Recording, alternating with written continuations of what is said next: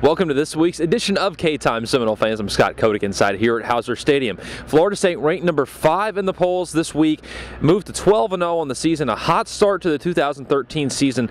But as you know, conference play begins this weekend, and that's where we will start. Florida State takes on Boston College. Your first storyline is how important conference play is.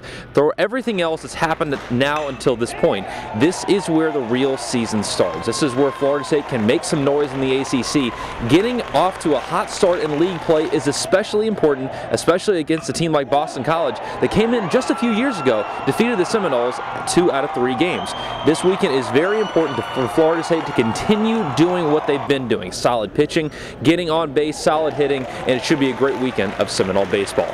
Your second storyline is the emergence of Robby Coles. The junior pitcher who transferred from Chipola last season has had an outstanding start to this season. He's got 13 strikeouts, 4 walks, but has got a lot of movement on everything he pitches. Head coach Mike Martin says he throws what baseball players like to call a heavy baseball. Very tough for guys to hit.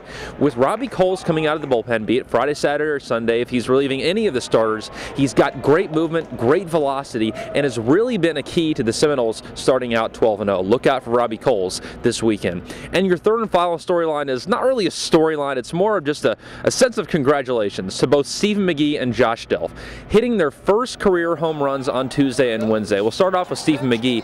The joy on his teammates' faces after he rounded third base and went to home plate was something you really can't describe. You just have to play baseball or understand what that's like. For McGee, it's been his entire career since he couldn't hit a home run. Well, he did it on Tuesday, and just like that, Josh Delph did it on Wednesday against Presbyterian. A lot of joy, and both congratulations to McGee and Delph. Hopefully the first of many to come.